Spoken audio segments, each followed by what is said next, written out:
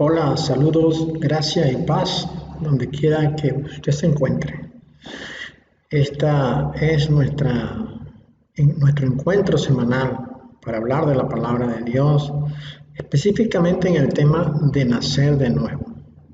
Nacer de nuevo o vivir en el espíritu o nacer de arriba son términos similares que ponen en evidencia un nuevo estilo de vida, una nueva forma de actuar, una nueva forma de manifestarse en las cosas que tienen que ver con el Señor Dios Todopoderoso.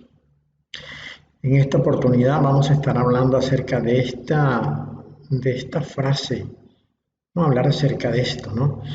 El nuevo pacto es para gente madura. Es para gente madura. Y el tema es en sí complejo y sencillo. Complejo por cuanto involucra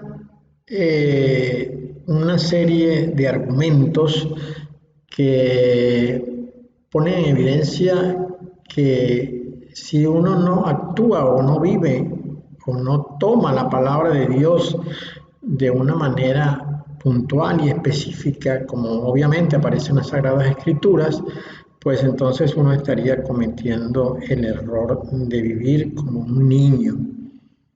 Y es sencillo porque simplemente hay que entregarse, hay que soltarse, hay que ser humilde en lo que Dios propone y aceptarlo y vivirlo de la manera en que está descrito en la palabra.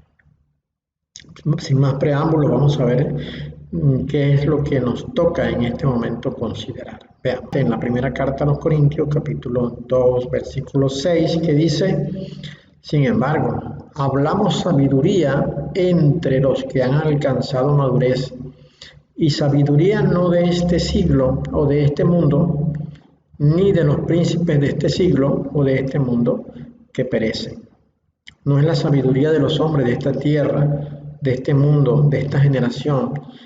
No es la sabiduría que nos hacen llegar a través de libros, de publicaciones que hacen hombres en este mundo, sino que se refiere a la sabiduría que viene de lo alto, la sabiduría que es de arriba, la sabiduría que está reservada para los hijos de Dios, pero que, según expone Pablo acá en este punto, solo puede ser hablada y alcanzada por aquellos que experimentan la madurez de Dios. Tampoco es la madurez de esta tierra, tampoco es la madurez de este mundo, porque entendemos que la madurez de esta tierra y la madurez de este mundo es absolutamente circunstancial y se refiere ciertamente a la sabiduría de este mundo.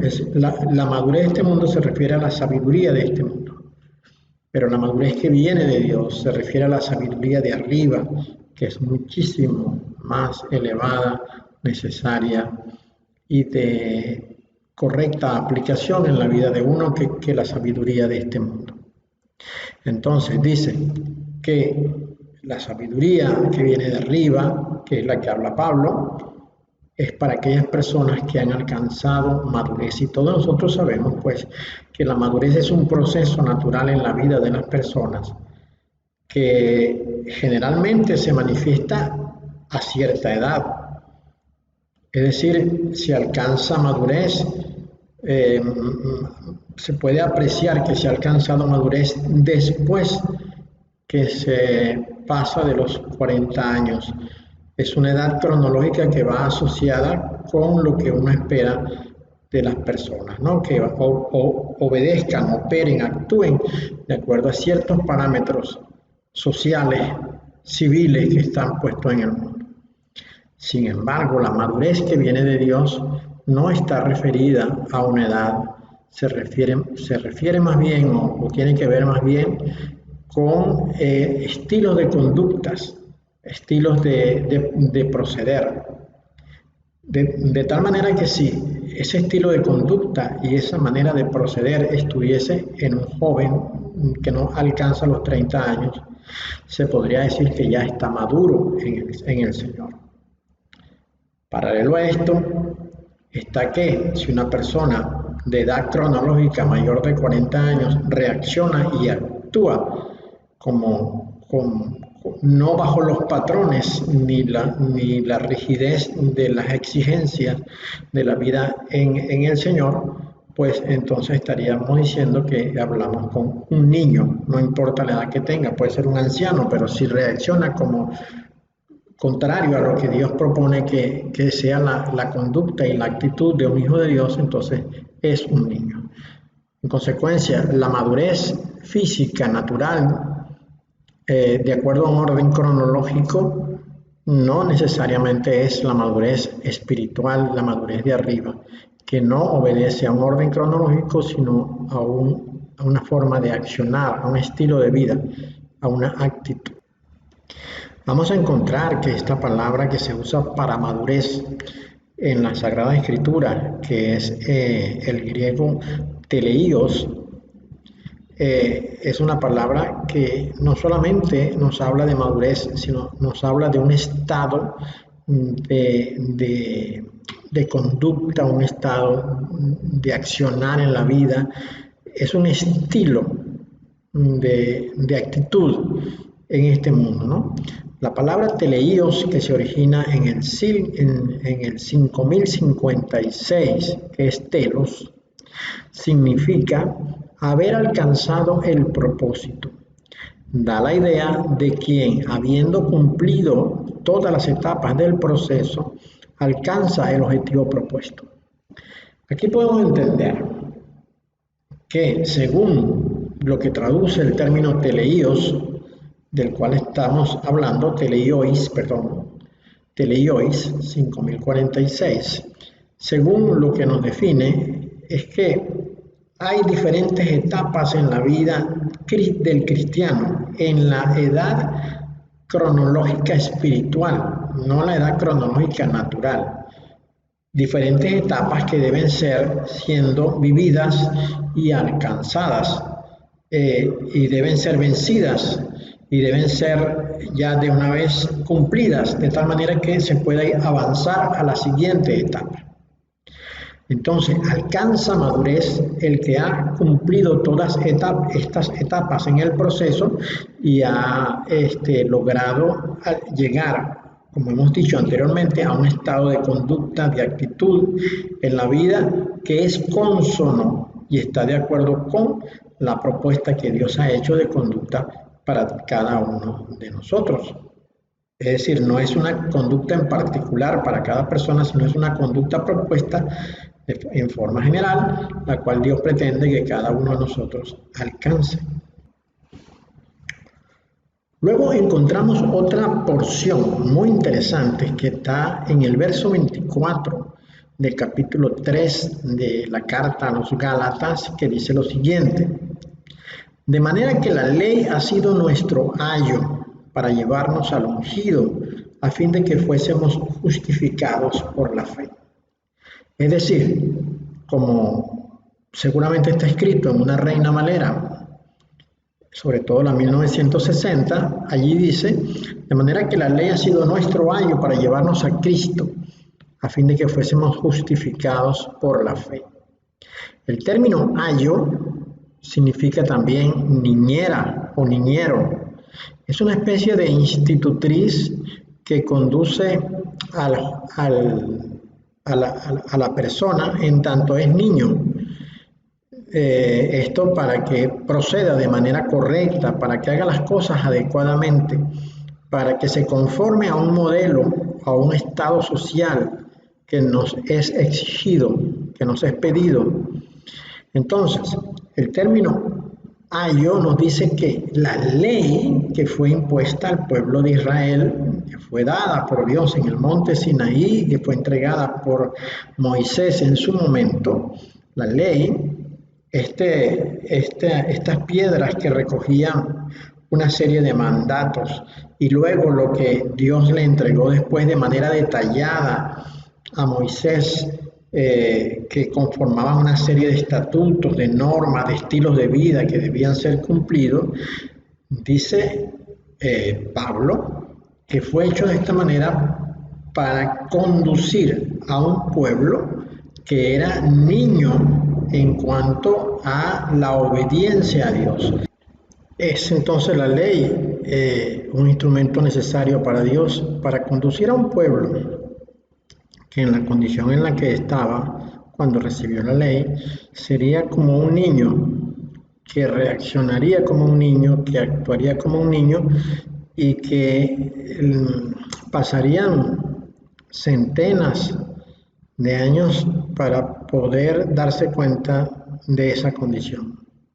Sin embargo, la ley, las instrucciones dadas en la ley para el buen comportamiento, para el sabio comportamiento del pueblo de Israel, les conduciría al momento extraordinario cuando el Señor Yahshua aparecería en el mundo, porque se espera y se esperaba en aquel entonces que toda persona que llegue al conocimiento del Señor Yahshua es porque tiene la madurez para poder entender su mensaje.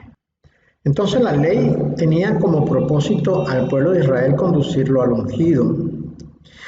Nosotros los gentiles estamos un poco, en una situación diferente al pueblo de Israel porque nosotros no estuvimos en los años de la ley, ni fuimos guiados y conducidos por todo ese ritual que involucraba el tratar de mantenerse en una condición de vida que a Dios le fuera agradable, que llevaba al pueblo de Israel a presentar sacrificios de animales y a presentar tortas elaboradas con harina, de tal manera de agradar a Dios, ¿no? Todos nosotros sabemos por aquello que tuvo que ser conducido el pueblo de Israel, como era la adoración en un tabernáculo que era movido a través del camino que seguía el pueblo de Israel en aquel momento, observando una gran cantidad de leyes que eran importantes, leyes, normas, mandamientos, observación de procedimientos de conducta que eran necesarios. El Señor entregó una ley completísima a Moisés para legislar sobre la vida del pueblo de Israel. Nosotros los gentiles no participamos de eso. Nosotros no estuvimos en ese momento en que esto era, parte del pueblo de Israel. Más sin embargo, la iglesia evangélica, que viene como el rompimiento de una rama de la iglesia católica, que no encontró la manera de expresar la fe en el Señor Yahshua, no halló, una sabiduría necesaria para poder conducir al creyente en el nuevo pacto, y lo que hizo fue asimilarse al viejo pacto con las normas e instrucciones que allí estaban dadas. Y ha conducido al pueblo evangélico durante años bajo el peso de esa ley que le fue dada al pueblo de Israel. Y la ley es buena, la ley es necesaria, la ley es espíritu, pero sin embargo, esto tenía que venir asociado con un grado de comprensión de la obra del Señor Yahshua, que es precisamente lo que no ha entendido la iglesia en este momento. La iglesia verdadera del Señor, y quiero hacer énfasis en esto, en que la iglesia evangélica no es la iglesia verdadera del Señor, como tampoco lo es, obviamente no lo es la iglesia católica. La iglesia evangélica viene, como digo, de un rompimiento que hubo, de un cisma que hubo en la iglesia católica cuando Martín Lutero hizo llegar su protesta al papado en aquel momento. Y la iglesia evangélica pues tomó para sí mismo unas normas de santidad que venían por la imposición de los mandamientos, que ya el Señor sabía que cuando la ley era impuesta, pues no encontraba una respuesta adecuada de aquel que lo recibía. Precisamente, y esto es lo que la iglesia no ha entendido, que el grado de madurez viene para los líderes de la iglesia en entender el mensaje, en entender la obra que el Señor Yeshua hizo entre nosotros, que no era precisamente una obra para mantener la estructura y el estado de cosas que él encontró que se fundamentaba en el ritual judío de observación de mandamientos que, como bien reconoce Pablo en sus escritos en la carta a los Romanos, por ejemplo, o en la carta a los Gálatas, obedecían más que todo a la manifestación del esfuerzo propio de cada uno por alcanzar cumplir todos aquellos mandamientos, cosas que le eran imposibles. Entonces, la propuesta que el Señor hace a través del Señor Yeshua de que uno solo cumplió todas las cosas y que por haberla cumplido pues podía ponerlo a la disposición de todo aquel que se acercase a él. Necesitaba y requería de una mente que estuviera preparada para absorber todo esto. En este sentido, escribe el apóstol Pablo en la carta a los Efesios, en el capítulo 4, el siguiente texto que quiero leer en este momento. Él dice: y él mismo constituyó a unos apóstoles, a otros profetas, a otros evangelistas, a otros pastores y maestros, a fin de perfeccionar a los santos para la obra del ministerio, para la edificación del cuerpo del ungido, o de Cristo, como debe decir en tu Biblia, hasta que todos lleguemos a la unidad de la fe y del conocimiento del Hijo de Dios, a un varón perfecto, a la medida de la estatura de la plenitud del ungido, para que ya no seamos niños fluctuantes, llevados por doquiera de todo viento de doctrina, por estratagema de hombres que para engañar emplean con astucia las artimañas del error, sino que, siguiendo la verdad en amor, crezcamos en todo en aquel que es la cabeza, esto es, el ungido, de quien todo el cuerpo, bien concertado y unido entre sí por todas las coyunturas que se ayudan mutuamente, según la actividad propia de cada miembro, recibe su crecimiento para ir edificándose en amor. Aquí prácticamente en estos 5 o 6 versículos que hemos leído en este momento está condensado todo el propósito, y esto es muy importante, todo el propósito que el Señor tuvo en el ungido, es decir, en Yeshua, al modificar, al eliminar la estructura normativa del antiguo pacto y presentar un nuevo pacto en el cual se requeriría y se requiere y se requerirá de un estilo de vida de cada creyente que esté debidamente alineado con el estilo de vida que Dios exige y propone, cosa que en este momento no es difícil, por cuanto la diferencia en este momento con relación al antiguo pacto es que los israelitas nunca tuvieron dentro de sí al Espíritu Santo. Lo tenían encima de ellos, alrededor de ellos, y les visitaba, pero no estaba en ellos. La diferencia en este momento, cuando el Señor logró vencer el pecado y pudo resucitar de los muertos, es que Él envió al Espíritu Santo, pero no para que viniera y regresara, sino para que viniera y se quedara. Pero no solamente que se quedara alrededor nuestro, sino que se quedara en nosotros. Y estando el Espíritu Santo dentro del creyente, esto facilita la decisión de un estilo de vida que vaya de acuerdo con el propósito de Dios. Esta porción de la lectura que hemos hecho en este momento es extraordinariamente ilustradora. Veamos. Dice el apóstol que el Señor en la iglesia original, en la iglesia inicial, puso en lo que se conoce como los 5 ministerios, ¿verdad? Los profetas, los evangelistas, los apóstoles, los pastores y los maestros. En este caso, se habla de apóstol. Pareciera que el orden en que están escritos estos es un orden de importancia, ¿no? En este caso del nuevo pacto, pues empieza con apóstoles, luego profetas, luego evangelistas, sigue por pastores y de último maestros. En consecuencia, pareciera que ese es el orden de importancia. Apóstoles, profetas, evangelistas, pastores y maestros. Si estuviésemos hablando del antiguo pacto, obviamente no mencionaríamos allí algunas de estas cosas que están incluidas acá, sino solamente pondríamos énfasis categórico en los profetas, porque esos eran los instrumentos de Dios en el antiguo pacto.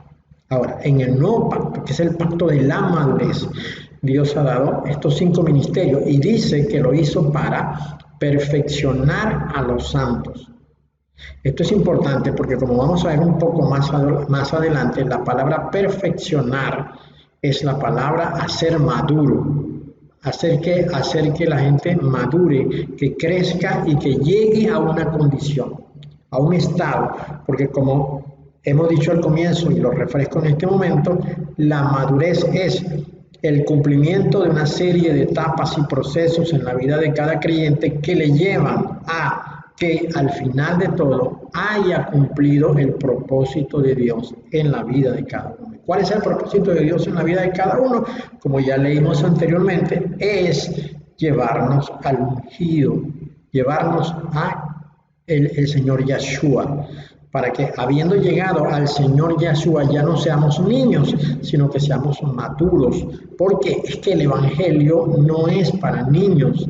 Lo que era para niños era la ley, pero para el creyente en el Señor Yeshua, el Evangelio es madurez. Entonces dice que dio los 5 ministerios para hacer madurar, es decir, para perfeccionar a los santos, para la obra del ministerio que le sería entregada a cada uno. Dice también que se perfeccionaba a los santos para edificar el cuerpo del ungido. Y si no, tenemos que recordar, por ejemplo, que Pablo hace una reflexión acerca del cuerpo del ungido, pues diciendo que no todos son ojos, que no todos son oídos, pues que alguno tendrá que ser otra parte del cuerpo, ¿no? Y aquí vemos entonces, en cierta manera, un poco tácito y sobreentendido la inmadurez, porque algunos pretendían ser solamente ojos, o ser solamente lengua, o ser solamente oído, pero no querían ser, por ejemplo, el codo, no querían ser el ombligo, no querían ser los pies, etcétera. Pues lo que querían eran aquellos cargos de importancia, o como cuando la mamá de aquellos dos le dijo al Señor que que cuando él estuviera en su reino pusiera a uno de sus hijos a la derecha y el otro a la izquierda. Esto también refleja inmadurez y niñez en el Señor, porque no se ha entendido el propósito de la obra del Señor. Edificar el cuerpo del Señor significa que cada uno tiene que estar preparado para la obra del ministerio que se le haya dado para poder edificar el cuerpo del ungido. Y esto dice este texto, que tiene los siguientes objetivos. Dice que todos debemos llegar a la unidad de la fe. Primero, llegar a la unidad de la fe, es decir, que todos hablemos una misma cosa, que todos creamos una misma cosa. ¿Qué es lo que ha hecho el diablo en este momento? Introducir a través de las iglesias evangélicas la partición, la segmentación, la pulverización de la iglesia.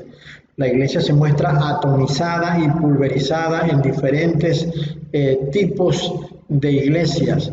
Iglesias que basan su enseñanza en el bautismo, iglesias que basan su enseñanza en la ley, por ejemplo, el pentecostalismo, y asimismo, pues, otra diseminación de doctrinas que han, digamos, que se han metido dentro de la iglesia. La iglesia moderna, por ejemplo, la iglesia, digamos, del siglo XXI, es una iglesia completamente alejada del propósito inicial, porque es la iglesia que habla de ciertas doctrinas que no vienen de Dios, pareciera que son doctrinas de demonios, como por ejemplo el declarar, decretar, la doctrina de la prosperidad, la doctrina de la negación del tribulacionismo, cosas como esta que han sido introducidas dentro de la iglesia para consentir los sentimientos de los niños que están dentro de la iglesia. ¿Por qué hay tantos pastores y evangelistas explotadores de la iglesia cristiana? Ellos se han enriquecido mientras la iglesia cristiana se ha empobrecido. Hemos visto a lo largo de estos, digamos, últimos 30 años cómo gente ha salido corriendo a entregar su casa, a entregar su carro, a entregar su herencia dentro de ministerios que solamente han estado allí para enriquecerse, para nutrir el vientre, para alimentar su ego y su promoción personal. Mientras algunos cantantes de música cristiana compran grandes propiedades, tienen excelentes mansiones, el pueblo de Dios verdaderamente, el verdadero pueblo de Dios es aquel que está digamos, se mantiene sumido en la pobreza y ahora más pobre porque el que antes tenía un carro se lo donó a una iglesia para que pudieran venderlo y tener cómo sostener el ministerio, el falso ministerio de la iglesia, que lo que hace es enriquecer a unos y empobrecer a otros. Este tipo de conducta es una conducta de niños y sabe el diablo que haciendo esto mantiene la niñez dentro de la iglesia. Cuando cada uno de los creyentes es maduro en el Señor, no necesita ser guiado y orientado por la sabiduría de otros. Así pues, nosotros vemos algunos ministerios que se basan en la promoción del egocentrismo o del antropocentrismo. Esa es la doctrina que dice que Dios vela por lo tuyo, que Dios quiere tu bien siempre, que Dios te va a ayudar a pagar las cuentas, que Dios te va a curar la enfermedad, que Dios te va a devolver aquello que te quitaron. Y se hace ver en este momento que las personas son pobres porque el diablo les arrebató lo que tenían y que a través de la lucha espiritual y el decreto y el hablar esa palabra poderosa le va a hacer cambiar la situación. Este es un trato que el diablo sabe que consiente el ego de los niños y a los niños les gusta esto. Digamos que en ese sentido, un altísimo porcentaje de la iglesia del Señor es un niño, es un bebé, porque le gusta este tipo de mensajes, le gusta este tipo de forma de hablar. Entonces nosotros no hemos llegado a la unidad de la fe, lamentablemente no hemos llegado a la unidad de la fe. Solamente será una porción de la iglesia muy pequeña la que ha creído el mensaje de la iglesia madura y que defiende la unidad de la fe. ¿Y dónde está la unidad de la fe? ¿Qué cosas debo yo hablar y qué cosas debo yo creer? En las Sagradas Escrituras. Allí está la verdad. Estas doctrinas que se han infiltrado en los últimos 30 años dentro de la iglesia no están en la palabra de Dios. Han sido manipuladas las Sagradas Escrituras. Se le ha entregado una leche adulterada a los niños, una leche falsificada y mentirosa a los niños en Cristo para que crezcan desproporcionadamente. Cuando digo desproporcionadamente es porque se han formado niños obesos, niños gordos, amorfos, sin capacidad de movimiento por sí mismos, sin capacidad para pensar y razonar y creer la verdad.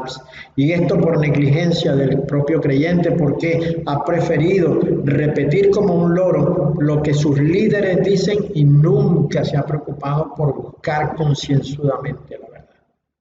Porque la verdad está en las Sagradas Escrituras. La verdad está allí en lo que el Señor le dio, en lo que el Padre le dio al Señor Yeshua para que nos contara. ¿Usted quiere saber dónde está la unidad de Dios? Revise los evangelios. Lea los evangelios. En los evangelios está lo que el Señor dijo. Y lo que el Señor dijo es la verdad. Lo que dice Pablo, lo que dice Pedro es muy importante, pero es consecuencia de lo que el Señor dijo. Primero hay que entender, primero hay que leer y creer lo que el Señor Yeshua nos dijo. Hay que buscar en el Evangelio la verdad del Señor.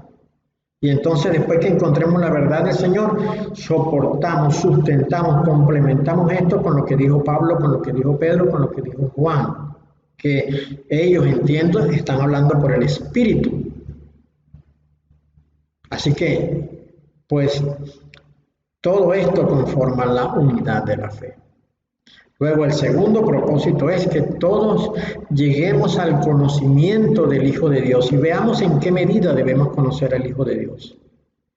Dice, a la medida de la estatura de la plenitud del ungido, es decir, de la totalidad del ungido o de Cristo, de la totalidad de Cristo, de la totalidad del ungido, de todo lo que Él es en sus dos naturalezas como hombre y como Dios. ¿Y cómo lo conocemos? Porque Él habló, Él dijo cosas. Y lo que Él dijo está en los evangelios. Si uno va a los evangelios y lee lo que allí está escrito, uno conoce la verdad.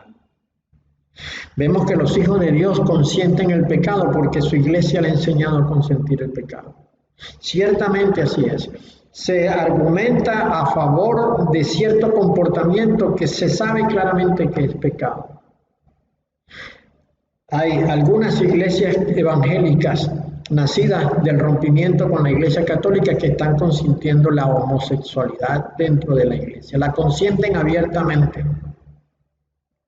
Y entonces comienzan a justificar consentir esto porque argumentan ciertas cosas que no son verdad. Cuando dicen que Dios es amor, porque ciertamente Dios es amor, pero dicen que Dios entonces comprende la naturaleza del ser humano y que Dios no va a castigar, esto es mentira. Dios conoce la naturaleza del hombre y sabe lo que es la homosexualidad. Sabe que esto es una perversión de la conducta y Pablo lo habló perfectamente en el primer capítulo de la carta a los Romanos. Cuando una persona consiente en la homosexualidad y no le da la gloria a Dios reconociendo que esto es pecado, entonces es entregado a una mente reprobada. Y esa mente reprobada entonces hace las cosas que antes hacía, ahora las hace con mayor placer y sin nada que le pueda censurar o cuestionar o moldear su conducta. Esto es porque somos niños porque no hemos entendido el mensaje de la gracia, de la justicia y de la verdad que está en la palabra de Dios. De esto hemos hablado en otro video, de la justicia, de la verdad, de la gracia, hemos hablado y de la importancia que entendamos nosotros este mensaje.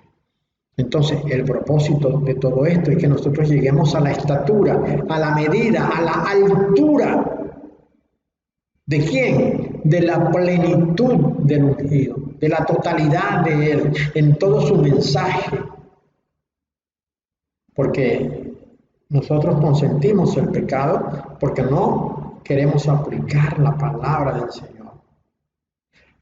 Las iglesias modernas, evangélicas, no predican el pecado. No, lo que predican es solo antropocentrismo. Es decir, el hombre el centro de toda la creación. O si no, el etnocentrismo, es decir, un conglomerado de gente como el centro de todas las cosas. Cuando realmente lo que tenemos que predicar es un cristocentrismo o un ungidocentrismo o un elegidocentrismo o un Yahshua-centrismo. Es decir, Él el centro de todo porque al Padre le ha placido que en este momento el ungido sea el centro de todas las cosas. Pero llegará su momento cuando Dios Todopoderoso, Creador de todas las cosas, será el verdadero centro de toda la creación y aún el ungido se le rendirá. Esa es la madurez de un creyente. Está en saber vivir el Evangelio y la propuesta del Evangelio a la altura y no en la parte profunda de la superficie.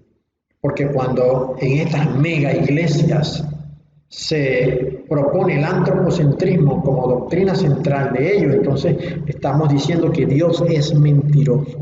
Estamos haciendo falso el mensaje del Señor. Por eso entendemos nosotros que el nuevo pacto, a diferencia del pacto antiguo, es un pacto para gente crecida, para gente madura. Y venimos enseñando en videos anteriores la importancia de entender lo que la mente y el corazón juegan en nuestras decisiones. Porque lo que se espera es que nosotros primeramente razonemos lo que se nos propone. Lo que es basura lo desechamos desde nuestra mente, pero aquello que hemos entendido y aceptado que es correcto, lo dejamos caer en el corazón para que el corazón tome decisiones de acción para estas cosas. Tenemos que entender la propuesta que hizo el Señor Yeshua. Y en este sentido, la Iglesia Evangélica ha actuado perversamente durante años porque ha escondido el mensaje del Señor Yeshua y se ha centrado en el Antiguo Testamento. Nos han hablado de David, nos han hablado de Gedeón, nos han hablado de Moisés, nos han hablado de Noé, de Sansón, de David, de todos nos han hablado, pero nunca nos han mencionado con detalle la obra del Señor Yeshua. El Señor Yeshua ha quedado escondido, relegado a un segundo plano, o a un tercero o un cuarto, no sé. Nos ha mostrado las campañas del pueblo de Israel, nos ha mostrado a Dios abriendo el mar, separando el mar, nos ha mostrado a Dios ahogando al ejército de Faraón. Y esto no es que no sea importante, pero esto me lleva al antiguo pacto, al antiguo testamento, al tiempo del niño. Pero ¿por qué no me muestran en este momento la obra del Señor Yeshua, la poderosa obra de partir la tierra en dos para emerger de allí y que la muerte no pudiera retenerlo, y luego presentarse delante del Padre y tomar el libro de los sellos y abrirlo para que se cumpliera lo que había sido decretado en contra de Satanás? ¿Por qué no se nos ha mostrado la obra de destrucción de Satanás en este mundo y cómo el Señor Yeshua le ha vencido desde siempre y le vencerá aún más en el momento en que venga por segunda vez y cuando el diablo sea atrapado y llevado al lago que arde con fuego y con azufre? El propósito de Dios es que nosotros conozcamos la obra del Señor Yeshua y alcancemos la medida de la estatura de la plenitud. Y cuando nosotros conocemos la medida de la estatura de la plenitud del ungido, entonces ya no somos niños fluctuantes llevados por doquiera, por todas partes, por todo viento de doctrina, por estratagema de hombre, aquellos que te sacan tu dinero, que te hacen ofrendar, como el canal Enlace, por ejemplo, que saca y saca y saca dinero para sostenerse ellos, para vivir ellos con cierta comodidad, mientras tú, como un niño, le entregas su dinero, le entregas tu dinero, perdón, por un pacto que no está consensuadamente en la palabra de Dios. En la palabra de Dios en ninguna parte dice que yo tengo que dar mi dinero para recibir un bien de Dios. Si yo tengo a alguien enfermo en mi familia, simplemente lo presento en oración al Padre. Y si el Padre no responde a mi oración, por alguna razón debe ser. Pero el Padre me va a responder porque yo le di dinero a un canal de televisión o porque yo le di dinero a un pastor famosísimo que está en estas grandes iglesias, porque yo estoy sosteniendo la vida ostentosa de predicadores y de evangelistas y de hombres que se dicen ser de Dios y no lo son. Eso es ser como un niño. Eso es ser un niño. Lo que usted hace al sostener la vida y las comodidades y los lujos de los que se dicen ser cristianos, eso es ser como un niño, como un bebé. Por eso es llevado por toda parte, por doquiera, de todo viento de doctrina. Cuando el predicador se para y dice una palabra, todo el mundo se para y le aplaude. Y están repitiendo como loros las cosas que el evangelista o que el pastor dijo. Pero no repiten lo que el Señor dijo. Cuando el Señor dijo, amad a vuestros enemigos y ser perfectos como vuestro Padre que está en los cielos es perfecto, esto no lo repite nadie. Cuando el Señor dijo que si un hombre y una mujer se unían, venían a ser una sola carne y que lo que Dios había unido no lo separara el hombre, esto no lo dicen.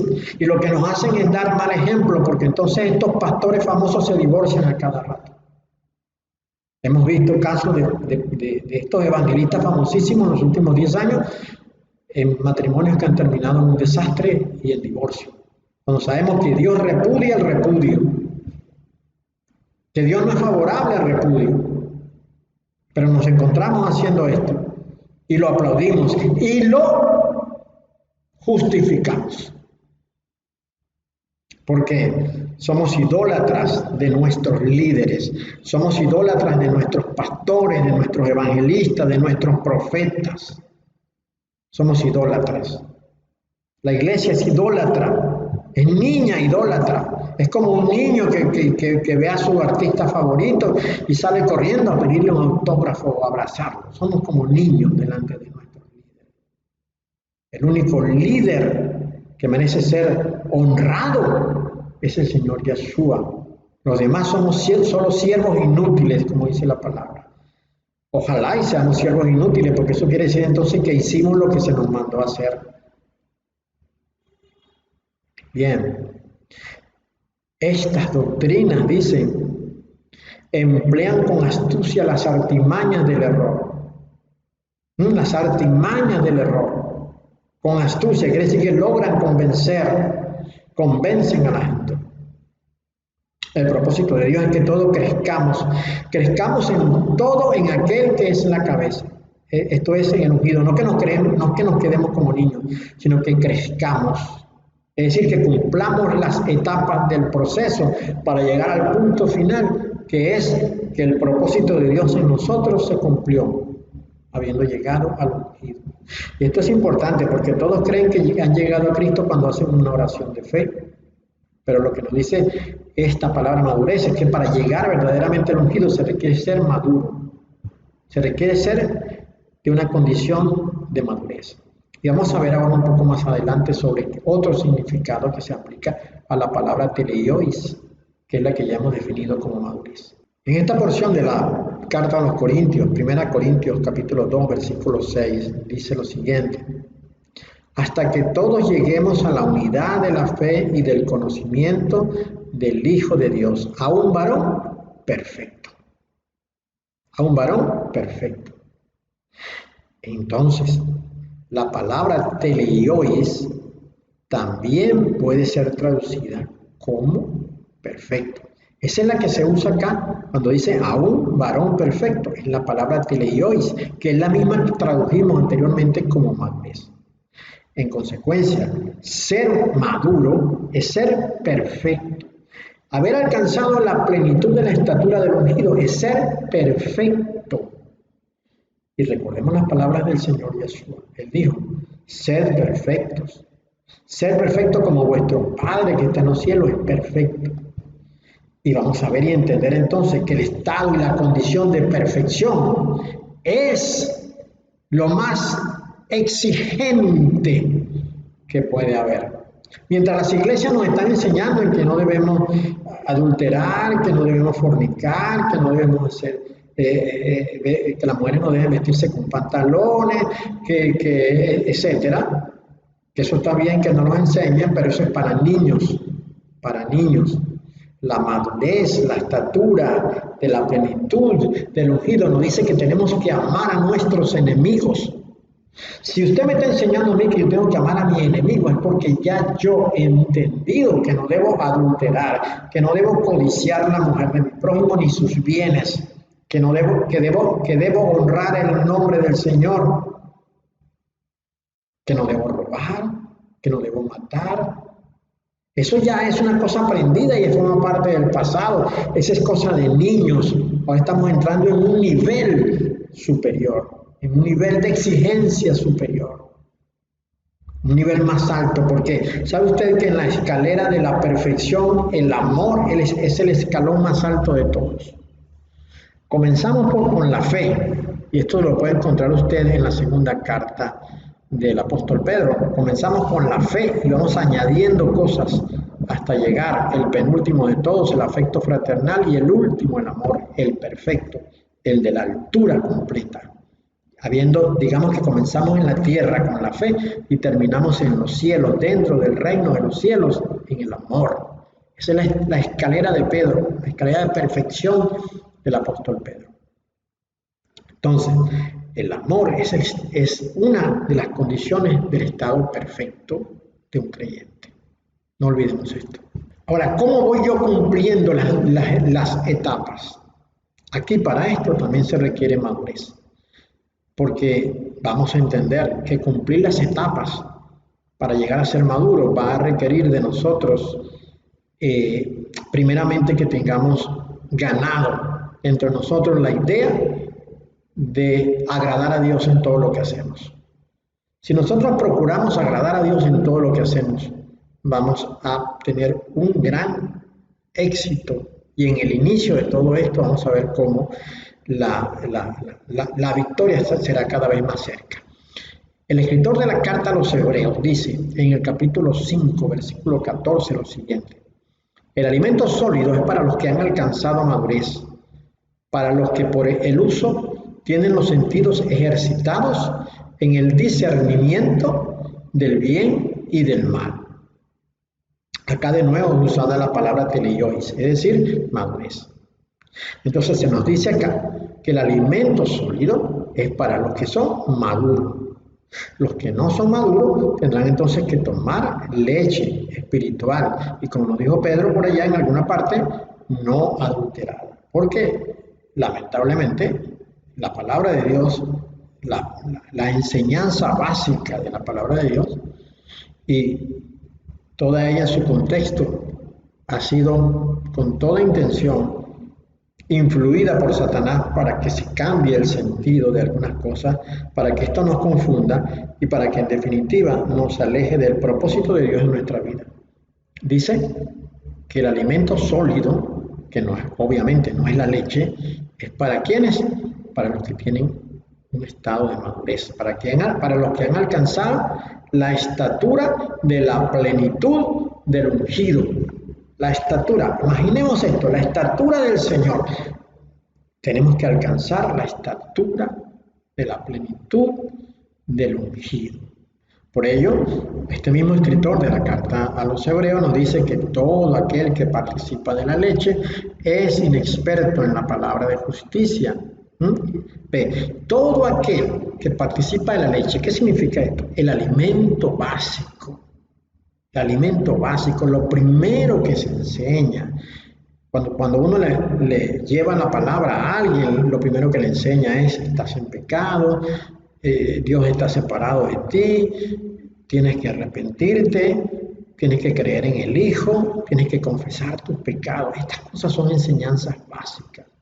Y por allí también el mismo escritor de la carta a los Hebreos nos va a mostrar cuáles son esas enseñanzas básicas. Pero toda persona que recibe las enseñanzas básicas es inexperto en la palabra de justicia. Entonces la palabra de justicia es alimento sólido, que solamente puede ser enseñado en los que han alcanzado madurez. Solamente puede ser enseñado en los que han alcanzado madurez. La palabra de justicia. ¿Cuál es esa palabra de justicia? La que nos enseñó el Señor y que aparece en los evangelios. Versículos 1 y 2 dice: por tanto, dejando ya los rudimentos de la doctrina del ungido, vamos adelante a la perfección, no echando otra vez el fundamento del arrepentimiento de obras muertas, de la fe en Dios, de la doctrina de bautismo, de la imposición de manos, de la resurrección de los muertos y del juicio eterno. Veamos acá claramente, dice: por tanto, dejando ya los rudimentos de la doctrina del ungido. ¿Cuáles son los rudimentos de la doctrina del ungido? Bueno, la predicación sobre estas cosas de las cuales hemos hablado acá: el arrepentimiento, la fe en Dios, el bautismo, la imposición de manos, la resurrección de los muertos y el juicio eterno. Son cosas que tenemos que saber y que aprender, pero deben quedar atrás, en el sentido de que hay otra etapa que debemos superar. Es una etapa ya cumplida, la de estas enseñanzas. Dice entonces él que cuando nosotros ya aprendimos esto, tenemos entonces que ir adelante a la perfección. La palabra perfección usada acá es teleioteta, que se origina en teleiotes, que es lo que hemos mencionado anteriormente, como ir cumpliendo etapas hasta alcanzar el propósito final. En consecuencia, es la madurez. Es como si el escritor de la carta a los Hebreos hubiese puesto: vamos adelante a la madurez. pero escribió a la perfección. Ahora, para ir adelante a la madurez, tenemos que ir quemando etapas, tenemos que ir cumpliendo propósitos y objetivos de Dios en nuestras vidas.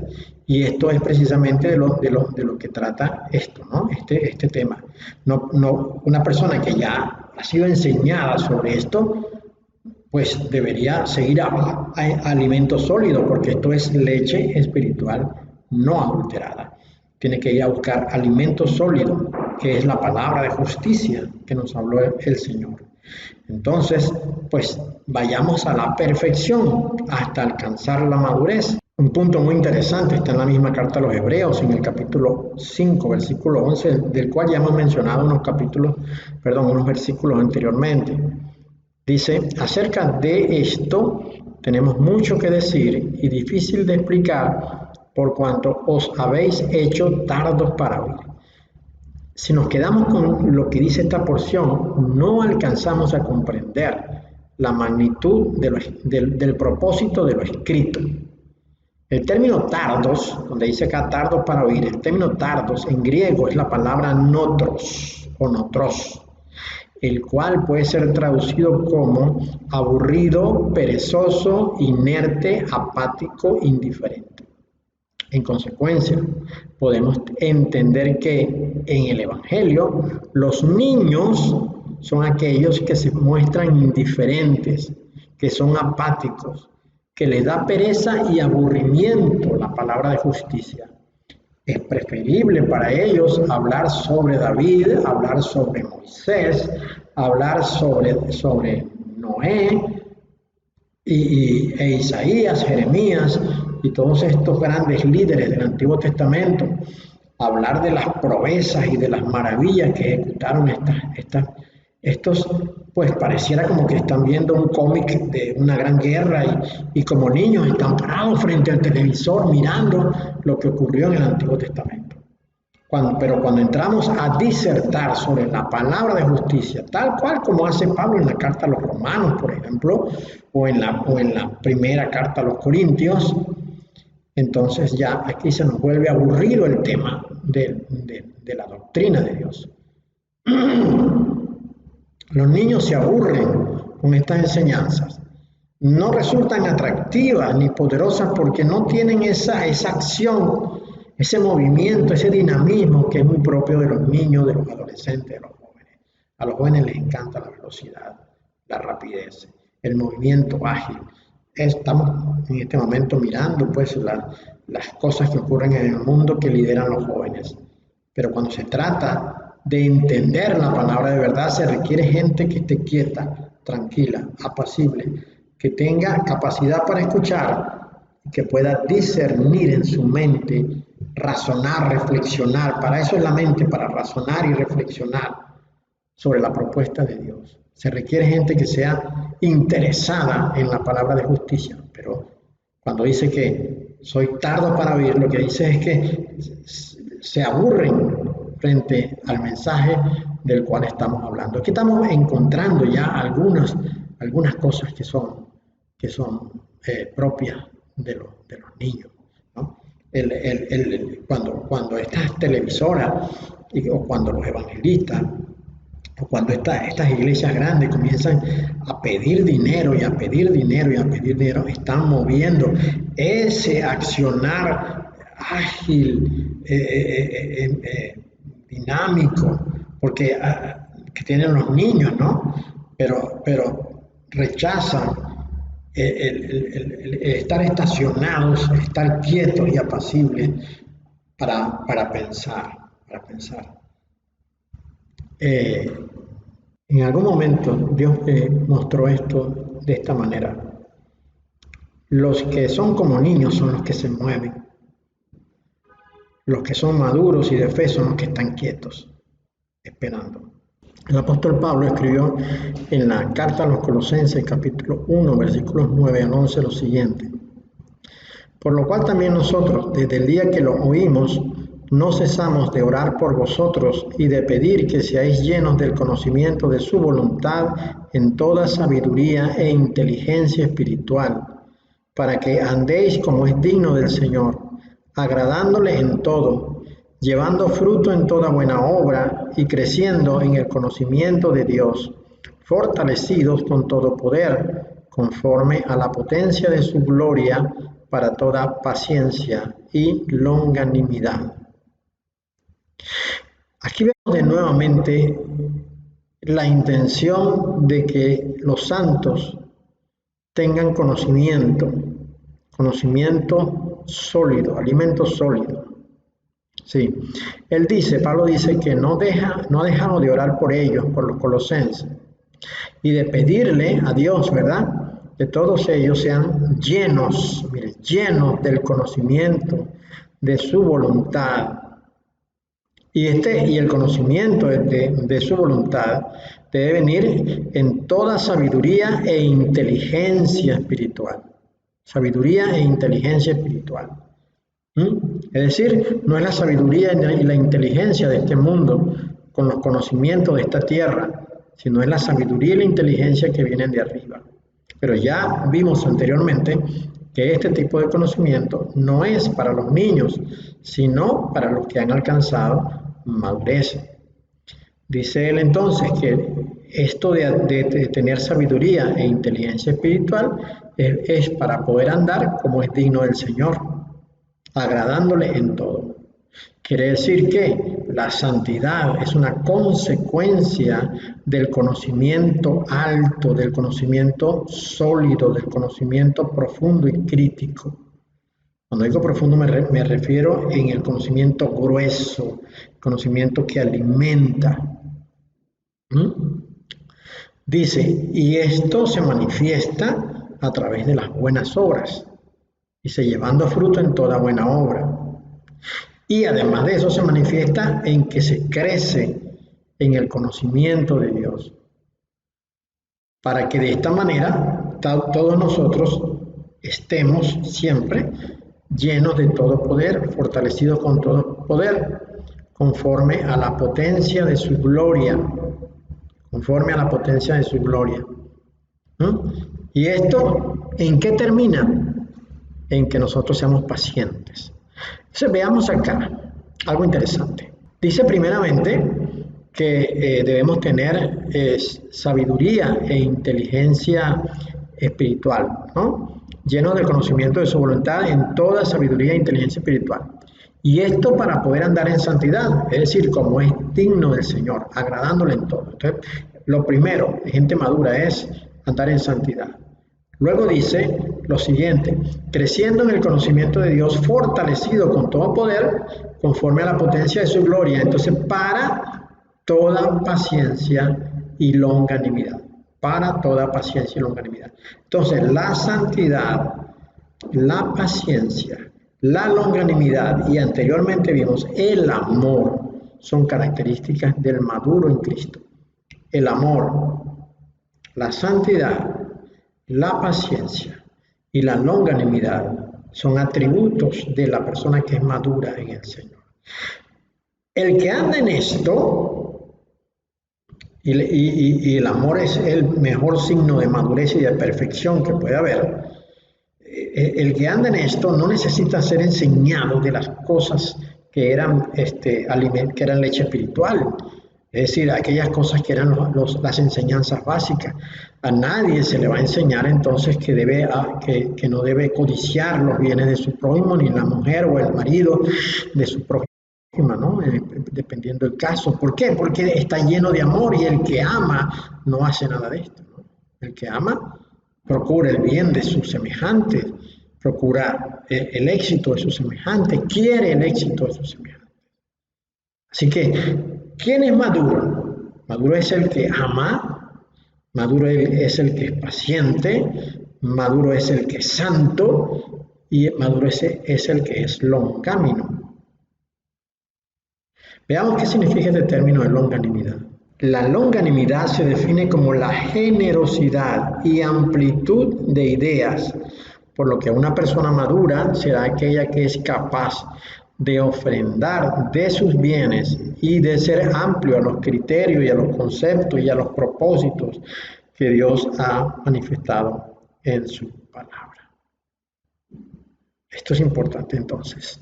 Y ya para terminar esta enseñanza, pongamos atención en las palabras del Señor dichas en Mateo 5, 44 al 48. Pero yo os digo, amad a vuestros enemigos, bendecid a los que os maldicen, haced bien a los que os aborrecen, y orad por los que os ultrajan y os persiguen, para que seáis hijos de vuestro Padre que está en los cielos, que hace salir su sol sobre malos y buenos, y que hace llover sobre justos e injustos. Porque si amáis a los que os aman, ¿qué recompensa tendréis? ¿No hacen también lo mismo los publicanos? Y si saludáis a vuestros hermanos solamente, ¿qué hacéis de más? ¿No hacen también así los gentiles? Sed pues vosotros perfectos, como vuestro Padre que está en los cielos es perfecto. Recordemos, la palabra perfecto es la palabra teleiois, que significa también maduro. Es decir, la madurez es un estado de perfección. Y el estado de perfección es el que ama, el que anda en santidad, es decir, haciendo las obras que a Dios le son agradables. El que es paciente, que no se lleva por los impulsos. Y el que es longánimo, es decir, el que es generoso. Este es el estado de perfección. Así pues, entendamos que en el nuevo pacto, el que pertenece al nuevo pacto debe ser una persona llena de amor, de paciencia, de santidad y de longanimidad. Si actuamos de esa manera, estaremos haciendo lo correcto. Dios te bendiga.